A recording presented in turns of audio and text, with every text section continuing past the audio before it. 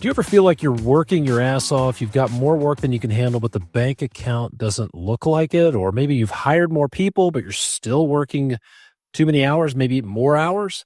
Maybe you've taken on more projects, but you're not making more money.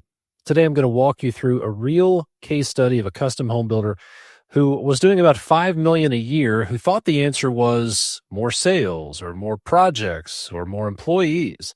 What we actually found was roughly $400,000 a year of hidden profit sitting inside of the business they already have that they could unlock with the same team and the same overhead. So if you run a custom home building or remodeling business doing over $2 million a year, you're probably sitting on the exact same thing. Let's get into it. You're listening to the Construction Leading Edge podcast, where it's all about systematizing your construction business so you can eliminate chaos and maximize freedom, impact, and wealth. My name is Todd DeWalt. My team and I have helped hundreds of construction business owners, custom home builders, large-scale remodelers, commercial general contractors go from I own a job to I own a business that runs without me. And in this episode, I want to show you how much money may already be in your business. Hidden profit that could be sitting in your business before you chase more leads, before you hire more employees, or the next shiny marketing thing. And I'll even talk about why chasing more leads or more employees may be the worst move for you. Let me introduce you to a builder. I'll call him Mike. And his VP of construction, we'll call him Dan. These are not their real names. They build custom homes and do large remodels in a Midwestern market. Revenue is around $5 million a year. Their team includes 4 W-2 employees plus subcontractors. They subcontract out all of their work. Great reputation in the market, and the vast majority of their work is based on referrals. And here were their top pain points that they shared with me when I spoke with them. See if any of this sounds familiar. Number one, details were falling through the cracks. Windows, colors, selections, little scope details that, quote, we'll figure out later, were getting missed. Nothing catastrophic. It was more like death by 1,000 paper cuts, but it was enough to cause delays and some rework. Second big problem was that the owners were trapped in firefighting. Mike estimated about 80% of his week was spent on stuff that he should be able to delegate. Dan said that it used to be 90% of his time was on low-value activities and putting out fires, but still he was spending around 60% of his time, even after bringing on a new hire. Number 3 was too much of the business was in their heads. Processes lived in Mike's brain and Dan's brain. They had ways that they wanted things done, but it wasn't documented in a way that the team could actually run. It was all based on tribal knowledge. So if there was a question, it had to go to Mike or Dan. Number 4, profit bleeds. And they knew it. When we did the math together, they estimated roughly $200,000 a year in direct profit bleeds. Rework, giveaways, schedule delays, and inefficiencies that they were absorbing. Number 5 is they had hit a stagnation ceiling. They were turning work away.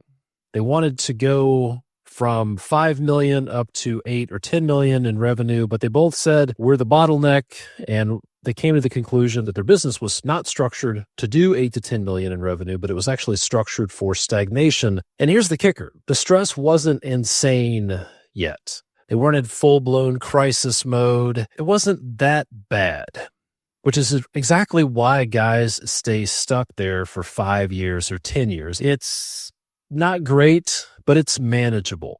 It's not a crisis. It's just not great. And it wasn't bad enough for them to take action. They just kind of kept doing the same thing year after year. And that's why people stay stuck. Let's talk about the ripple effects of this, and let's twist the knife a little bit.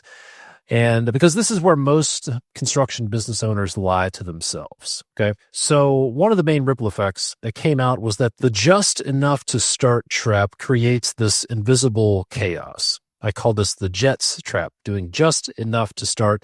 And Mike and Dan described themselves as pros at just enough to get started.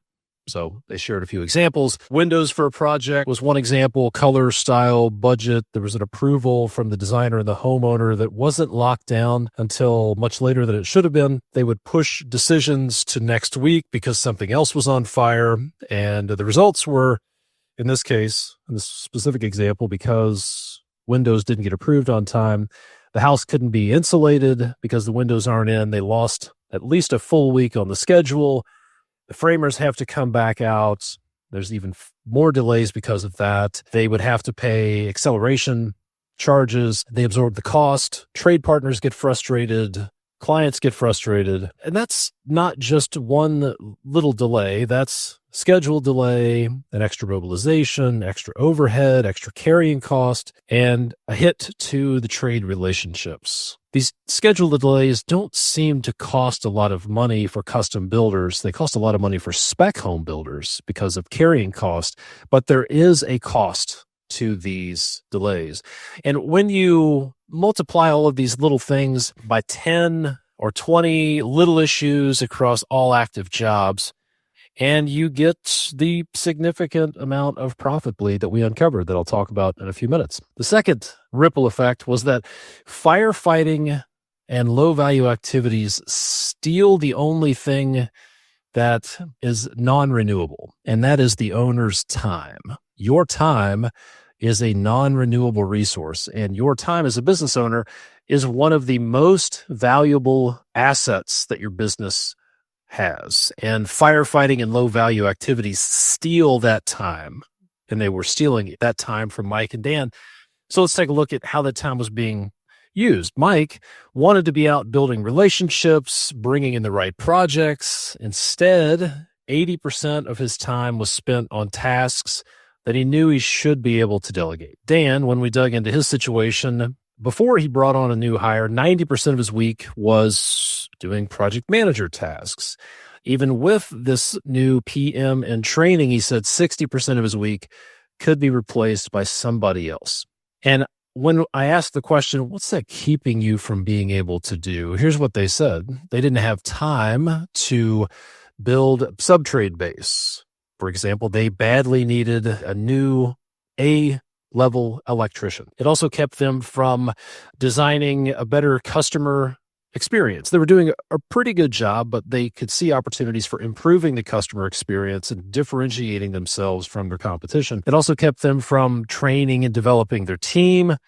And in a nutshell, it kept them from actually working on the business. They didn't have time to operate strategically. They were stuck working in the machine. If their business was a machine, they were integral parts of that machine. And when they tried to step out of the machine, it just stopped working. So if you're listening to this and you're a custom home builder or remodeler and you're doing 2 million, 5 million, 10 million a year, and you are still the chief firefighter, then every extra dollar of revenue just makes the fire bigger. When you think about growing, that just means more fires for you to put out and more hours for you to work. The third ripple effect was kind of surprising. This is missed opportunity.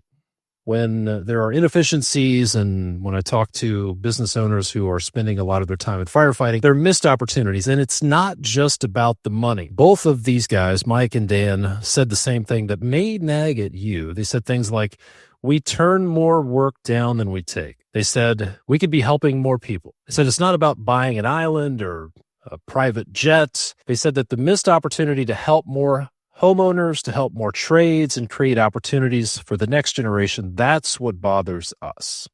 Let me say that again.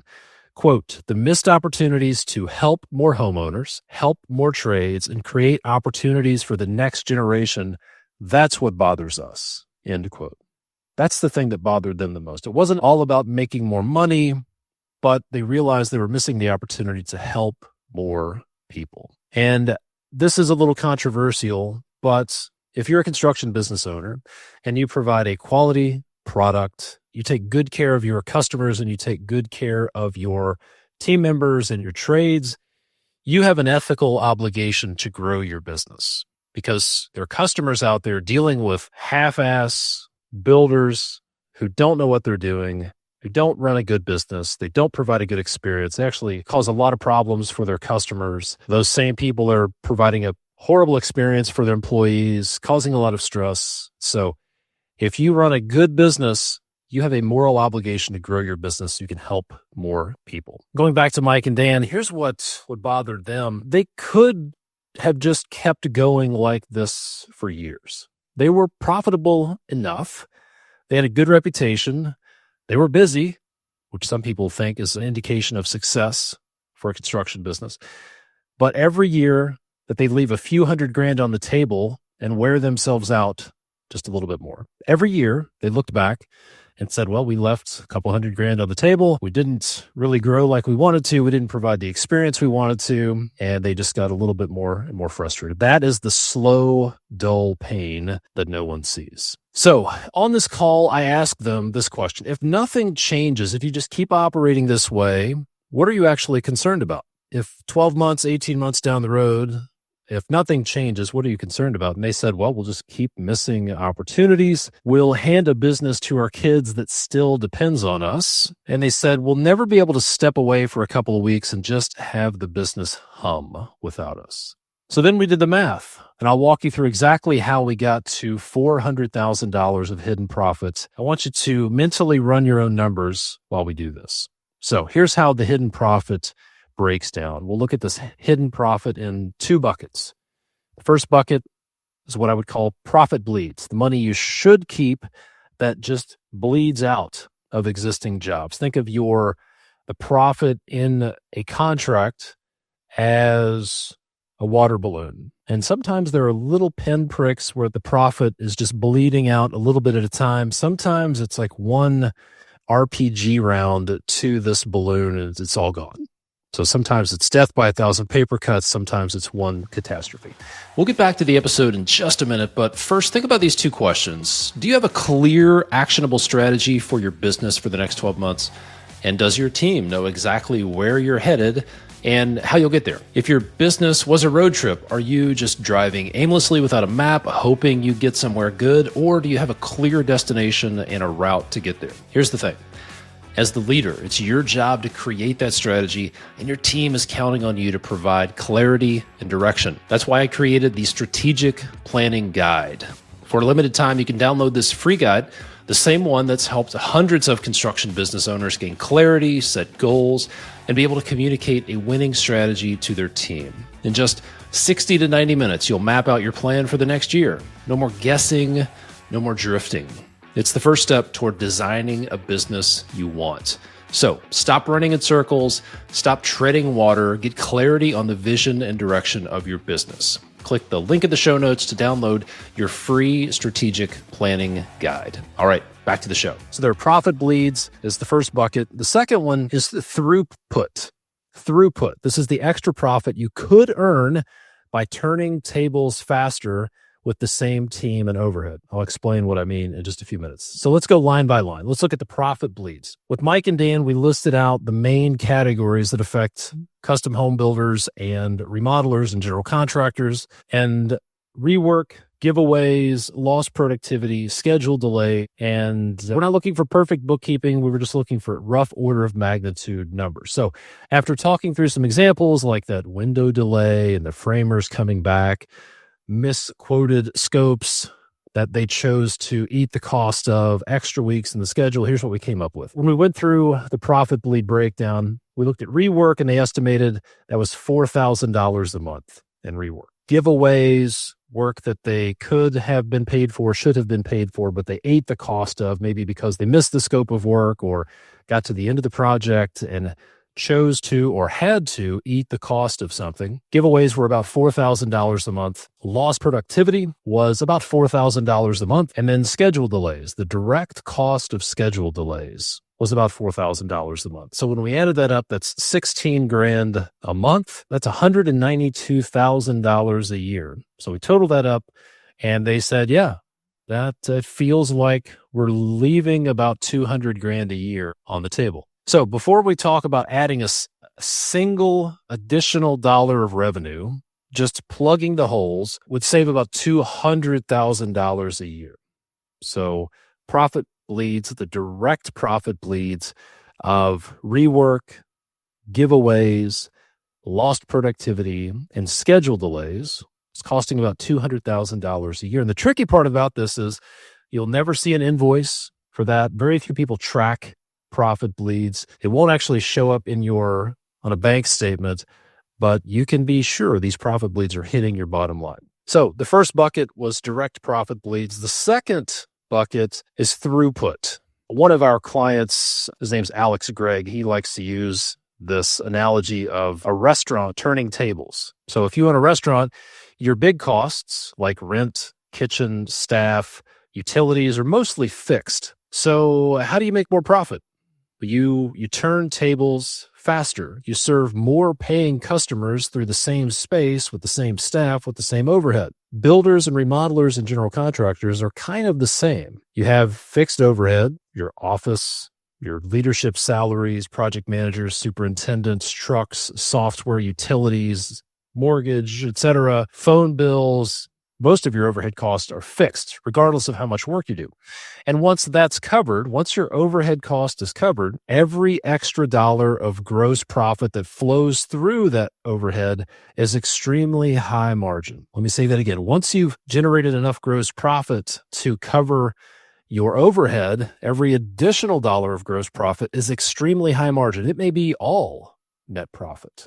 So I asked them this question. If we fix the chaos and the profit bleeds, and things were running more efficiently, how many more projects could you take on without adding more people or affecting quality? In other words, how much more work could you do in a year if things were running more efficiently without adding more people? Mike and Dan thought about it for a minute. They said, we could do a couple of more deals a year with our current team. What that meant was they could do a couple more $1 million custom homes. So an additional $2 million of revenue with the same team. Their target net profit was 10%. So 2 extra projects at $1 million each is $2 million of additional revenue at 10% net. That's an additional $200,000 of profit per year. So when you put that together, we had $192,000 of direct profit bleeds plus $200,000 worth of additional throughput or additional profit they could generate without hiring more people. That's how we got to about $400,000 of hidden profit. And here's what has to happen for those extra 2 projects to become a reality. These are the missing pieces. First, the owners have to get out of the weeds. When Mike and Dan are no longer doing PM work and putting out fires, they suddenly have time to do business development, to build relationships, to say yes to the right projects instead of defaulting to, quote, we can't take that on. Second, this is a bonus, having the right systems in place gives them the confidence to go after that additional work because they know the pre-construction process won't bury the team, the handoff won't be chaos, the machine can handle more volume, and they can do the work profitably. So now you see the whole picture. About $200,000 in profit bleeds that they're currently losing, $200,000 in extra net profit from doing a couple more $1 million projects a year with the same team and the same overhead once they're freed up and confident. That's your $400,000 of hidden profit. And remember, they're only doing $5 million a year. So there's $400,000 of hidden profit in a $5 million a year business that was doing pretty well. This is not a business that was in financial crisis. Okay.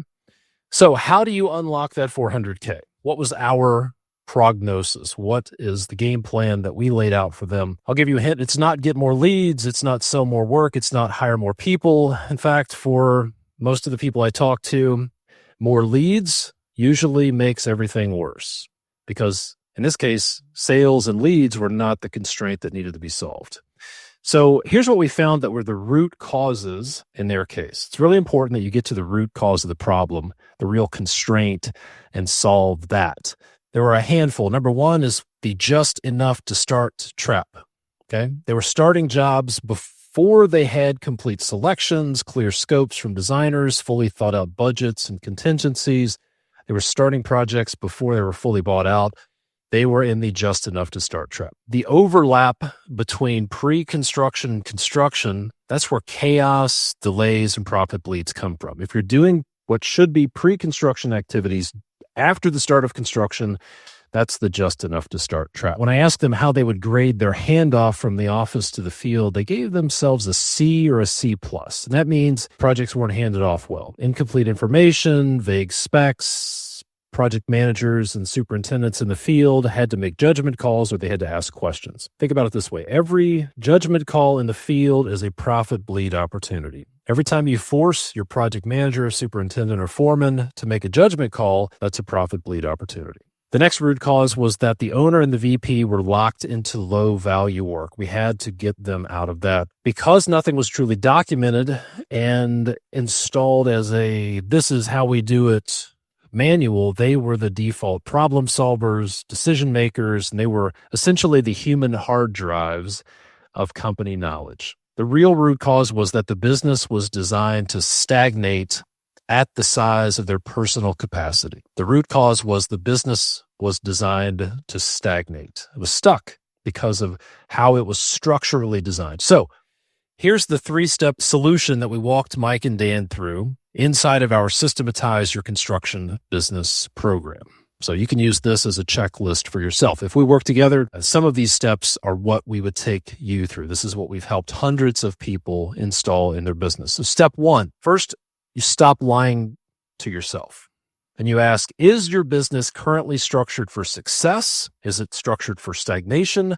Or is it structured for failure? Do just what we did in this episode. List the profit bleeds line by line, put a rough monthly or annual dollar amounts next to each, rework, schedule delays, lost productivity, giveaways. Maybe you have some other equipment cost, things like that. Put some rough numbers next to each and then estimate the realistic throughput upside. How much more work could you do with the team you have if things were running more efficiently? So again, for Mike and Dan, that looked like about $200,000 a year in profit bleeds and $200,000 a year of additional net profit that was possible. And there was a clear admission. They said, we are structured for stagnation. We're the bottleneck. End quote. When you see $400,000 a year in black and white, it stops being, hey, someday we should do these systems. And it becomes, we are knowingly leaving $400,000 a year on the table. All right. So step 1 is to stop lying to yourselves, quantify the bleed. Step 2 is to fix pre-construction and nail the handoff. So this is where we go after the lead domino, pre-construction and handoff. The goal is to stop doing pre-construction activities during construction and get to a clean, well-orchestrated handoff. So practically with clients like Mike and Dan, what it looks like is designing a real pre-construction process, having it clearly defined what selections, drawings, approvals, budgets, contingencies must be locked before we start the project. What does a good handoff packet look like that we hand off from the office to the field? Number 2, drawing a hard line between pre-construction and construction. Having a hard line in the sand that if this is on our pre-construction handoff checklist and we don't have it, the project doesn't start. So drawing a hard line in the sand between pre-construction and construction, having a clearly defined go, no-go point. This is what is required to go forward into production. If we don't have it, then we don't move forward. Number 3, building a nail the handoff checklist. This is the key. If you're wondering where to start with a handoff checklist, everything the field needs in order to finish the project. Give them everything they need to finish up front instead of just enough to start. So when you do this, you eliminate a huge chunk of rework, root cause of schedule delays, and a lot of the confusion. And this is where a lot of those $200,000 of direct profit bleeds lives. Step 3 is once you have your pre-construction process designed, you build your this is how we do it playbook. So what we helped Mike and Dan do is we helped them build the this is how we do it playbook. Right? Every professional sports team has a playbook. Your business needs one. So the key pieces to a this is how we do it playbook is it's documented, it's developed with the team, so they'll actually buy into it, and it lives where you run the business, usually inside of your project management software. So the key, the secret sauce is that your process is designed with your team so that they'll actually follow it. Why does a playbook matter? Because until this playbook exists, you are the playbook. Every question has to run through you, every decision, hey, how do we usually handle this? And that's how you stay stuck in the firefighter role and you never turn those tables faster. So these 3 steps are the core of what we help you install inside of our Systematize Your Construction Business program. So let's land this plane. If you're a custom builder or a large remodeler or commercial general contractor in the US or Canada, and you're doing over $2 million a year, and as you listen to this, you thought, yeah, we're turning work away. Yeah, we have an alarming amount of rework, delays, and giveaways that we just eat. Yeah, I'm spending too much time in firefighting mode. Yeah, we're probably structured for stagnation at best. We are not structured for success. If that's you, then here's your next step. This is what Mike and Dan did. They scheduled a business evaluation call with my team. So on that business evaluation call, you and one of my team members will walk through your business just like we did with Mike and Dan. We'll quantify the profit bleeds, cover rough numbers, no judgment. We'll estimate how much hidden profit is sitting inside of your current model. And then we'll show you what it would look like to install the same kind of systems that we talked about today using our Systematize Your Construction Business program, just like we did for Mike and Dan. So now, quick note, if you are convinced that you don't have time to fix this, or if you're convinced that there's going to be some magical time in the future when you will have time to fix this, we're probably not a fit. If you believe that your business is a special snowflake and that nothing will work in my market, we're probably not going to be able to help you. Or if you hate spending money on anything that isn't a truck or a tool, we're probably not going to be able to help you. We get the best results with are the ones who say, yes, this hurts. I'm leaving money on the table. Yes, I'm willing to invest some time, willing to invest some money, and willing to invest some discomfort to fix it. If that's you, here's what I want you to do. There's a link in these show notes to go schedule your business evaluation call. Open up the show notes, find that link to book your business evaluation call, or simply go to constructionleadingedge.com/apply, APPLY. Answer a few questions about your business so we can prepare for your call and then pick a time that works for you. Once we get on that call, if it's not a fit, we'll tell you quickly and we will point you to the next best step. If it is a fit, we'll talk about what working together looks like. So let me leave you with this. If you've been telling yourself, we just need more sales, but you're already busy, you're turning work away, and things feel chaotic, more sales is not the answer. More profits from what you already have is the answer. There's a very good chance that you're sitting on 6 figures, maybe multiple 6 figures of hidden profit in your existing business. So let's go find it so you can keep that hidden profit. If you want to schedule your business evaluation call with my team, head over to constructionleadingedge.com/apply, APPLY, or click the link in the show notes. Grab a spot while you're thinking about it, and we'll talk soon. Thanks for listening. I'm Todd DeWalt from constructionleadingedge.com. See you next time.